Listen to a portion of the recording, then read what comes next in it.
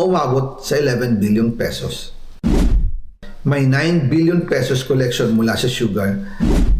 Ang kita mula sa importasyon ng sibuyas na hawak naman ni Martin Araneta. Tinawagan daw siya ni First Lady Lisa Marcos at ipinapatigil ang investigasyon. Na sa First Lady Lisa Marcos mismo ang may hawak sa mga rice importers. Dahil pala sa dami ng SOP at remittance na ipinapasa sa bawat transaksyon. Ang pinakamakapangyarihang pamilya pa mismo ang sangkot sa ganitong sistema.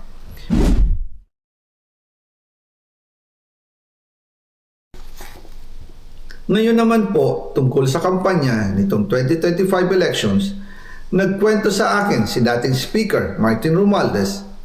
Kinausap daw siya ni PBBM sa Tacloban para tumulong sa gastusin ng mga kandidato mula national hanggang local candidates.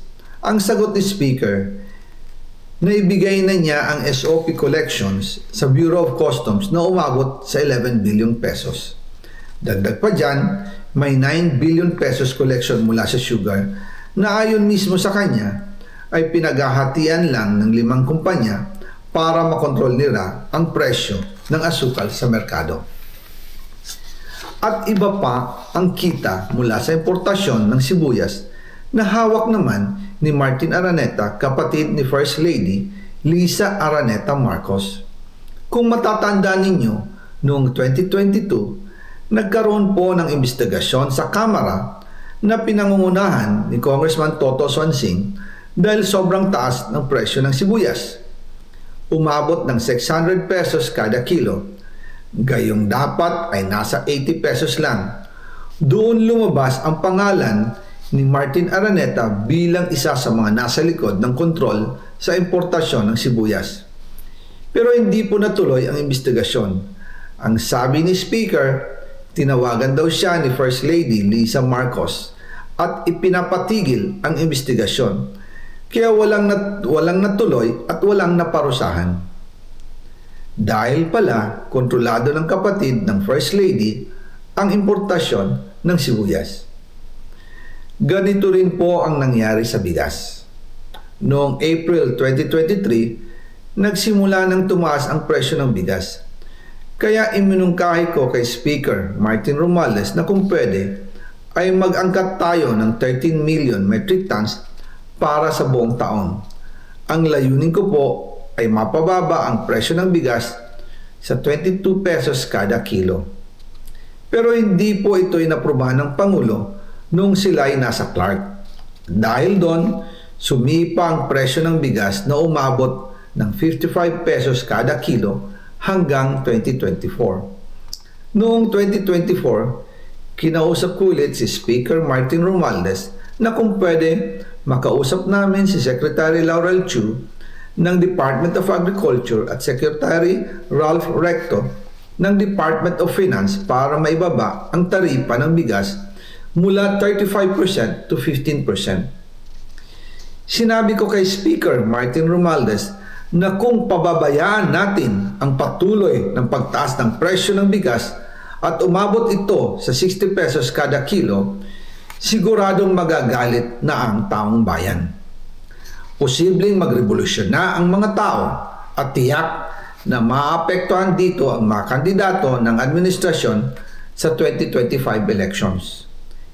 Isa sa mga patunay na hindi na masaya ang taong bayan ay ang pagbaba ng approval rating ng Pangulo noong panahon na iyon dahil sobrang taas na ang presyo ng bigas. Nangyari po ang meeting at halos inaabot kami hanggang alas 2 ng umaga, nakikiusap, nagpapaliwanag. Buti na lang, matapos ang matagal na negosasyon, pumayag din sila. At di nagtagal, inanunsyo na rin sa publiko na ibaba ang ng buwis sa bigas. Ngunit, matapos ang 4 hanggang 6 na buwan, hindi pa rin bumababa ang presyo ng bigas. Kahit ibinaba na ang taripa nito, Kaya iminungkahi ko kay Speaker Romualdez na magpatawag ng investigasyon tungkol sa bigas sa pamamagitan ng Quinta Committee hearings. Habang iniimbestiga nito ng Quinta Committee na pinamumunuan ni Congressman Joey Salceda, bigla na lang itong pinahinto ni Secretary Kiko Laurel Chu matapos niyang ipakita ang isang confidential report. Nakasaad dito na sa First Lady Lisa Marcos mismo ang may hawak sa mga rice importers. Ayon kay Secretary Laurel, maaapektuhan daw ang First Lady kung itutuloy ang investigasyon dahil kasama raw nila sa Vietnam visit ang ilang importer ng bigas at nag-dinner pa raw sila roon. At noong araw din yun, tumawag si Congressman Sandro Marcos kay Speaker Romualdez upang ipatigil ang House investigations tungkol sa bigas as instructed ng Pangulo. Magkasama kami ni Speaker Martin Romualdez nang tumawag si Congressman Sandro Marcos. Dumating din si Secretary Laurel Chu sa Manila Polo Townhouse at doon siya pinagalitan ni Speaker dahil inilabas niya ang confidential report na nagdidiin sa First Lady sa issue ng rice smuggling. Humihingi ng paumanhin si Secretary Laurel Chu at sinabi niyang, "Pasensya na, masyado akong naive." Doon namin naintindihan kung bakit. Kahit ibinaba na ang import tax ng bigas mula 35% to 15%, ay hindi pa rin bumababa ang presyo sa merkado dahil pala sa dami ng SOP at remittance na ipinapasa sa bawat transaksyon. Dagdag pa po, maraming importers ng isda ang nagrereklamo dahil kontrolado ito ng kaunting kumpanya lamang.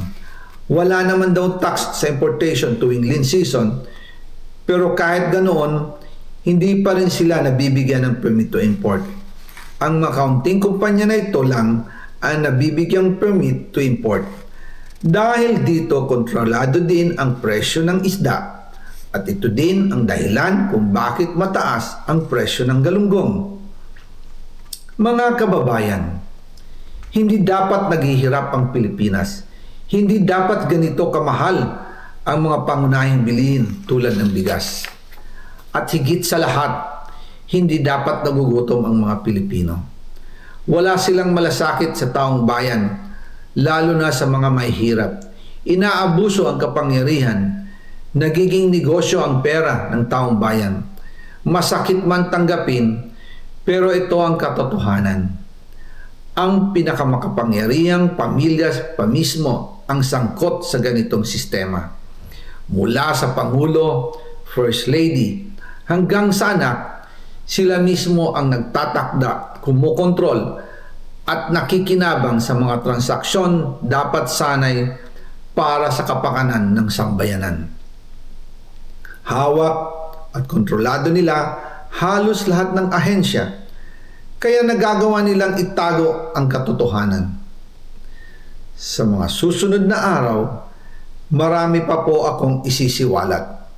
Maraming salamat sa inyong oras at patuloy na pag-unawa. Naway, magising tayo sa katotohanan at sama-sama nating hanapin ang hustisya para sa bayan. Diyos mabalos po sa Indugabos. Ayan. Meron pa. meron pa. Meron pa palang mga kasunod. So, hihintayin na naman natin. Gagawin na nating teleserye ito. Naku po, isa na namang kwento, pasabog na inuunti-unti kayo ni Zaldico. Alam nyo, sa totoo lang, hindi sa pag-ano, no? Yung mga sinasabi ni Zaldico, tumutugma. Alam nyo kung bakit? Yung sa sibuyas pa lang, yung sibuyas na 2022, sabi niya, nung 22, mga late 2022 yan nangyari. Hindi lang umabot sa 600, Zaldico, 700 pa yan. Naalala ko yan noong mga panahon ng 2022 na December o November, mga ganon. Sumipa talaga. Iniisip ko ngayon, siguro, dahil sa panahon ni President Duterte, hindi sila nakaporma. Pagkaalis o pagkalabas ni President FRRD, tumirada na sila. Kaya nga ito nga, una-una nilang tinirada ang mga ito sa mga agriculture products, sibuyas, yung asukal, saka itong bigas. Isa ito sa mga pangunahing pagkain na talagang kailangan sa merkado, kailangan ng taong bayan. Kaya dito sila tumitirada. Malaki siguro ang kitaan dito. Kasi nga, sila ang nagko-control. Kaya pala noon, siguro, na-diet sila ng 6 na taon. Kaya, ayun, nakalagkad na yung pangalan yan. Yung pangalan, Martin na naman. Ilan ng Martin? Martin Araneta. Ano ba yan? Nakalimutan ko. Kapatid ba ni First Lady? Lisa Marcos? Kaya talagang etong mga sinisiwalat ni Saldico. Talagang ko na to, chain reaction na talaga to. Kaya minabadali na nila nung hanapin talaga to dahil pag hindi nila nahanap, talagang lalabas na lahat.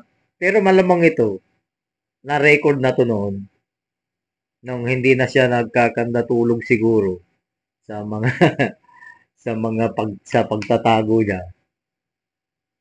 Malamang ginawa na niya ito para just in case kan. Pero payo ko sa iyo payo ito para sabihin lang. Ano kaya kung mangyari na gayahin mo yung ginawa ni BP Inday Sara noon para hindi ka galawin? Anong sabi ni BP? Pag ginurgur nyo ako, pag dinurgur nyo ako, may nakausap na akong tao, gurgurin yung 3 ito. Yun yata ang hindi mo yata magawa, Mr. Saldico. Kasi parang tatakot ka pa na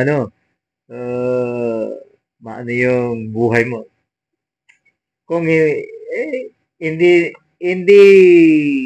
sa totoo lang hindi naniniwala sila sa mga sinasabi mo na about dito sa mga ito ngang mga nangyayari at saka itong mga binabanggit dito kasi totoo nga na talagang nangyayari nga. Kaso, hindi mo makuha yung 100% ng taong bayan dahil hindi naniniwala ang taong bayan na imposibleng wala kang napakinabangan. Yan ang isa. Pero itong mga ganitong mga kalakaran na sinabi mong ito, marami ang maniniwala dito talaga. Isa na tayo doon. Kasi parang may katotohanan syempre kasi yung makita mo yung petsa na yung mga sinabi niya is tumutugma talaga. Bahala na yung taong bayan kung ano yung kanilang mahirap kasi kalaban. Sila ang pinaka-powerful na tao sa ngayon diyan sa Pilipinas. Lahat ng ahensya o source ng government pwede nilang gamitin para sa gusto nilang taong patahimikin patahimikin parang gano'n. So, nandito na lang at maraming salamat po sa inyong panonood at abangan natin may part 7. Part 7 kasi yun ang sabi niya kanina na ano sabi niya? Abangan niyo ba? Abangan niyo lang. Halos lahat ng ahensya. Kaya nagagawa nilang itago ang katotohanan. Yan. Abangan natin ulit yung kanyang pasabog. Pero si Auntie Claire, sabi nga niya hihintayin na lang daw niya yung kung ano yung mga pag kung hanggang kailan para isahan daw birahan. Pero mas mainam nga ito para pagka sa isahan, baka mamaya yung taong bayan malito. Mas mainam to na unti-unti para naiintindihan ng taong bayan, mas nasusundan yung mga pasabog ni dating appropriation chairman Saudi ko. So, nandito na lang at maraming salamat po sa inyong panonood. Syukran. Assalamualaikum warahmatullahi wabarakatuh.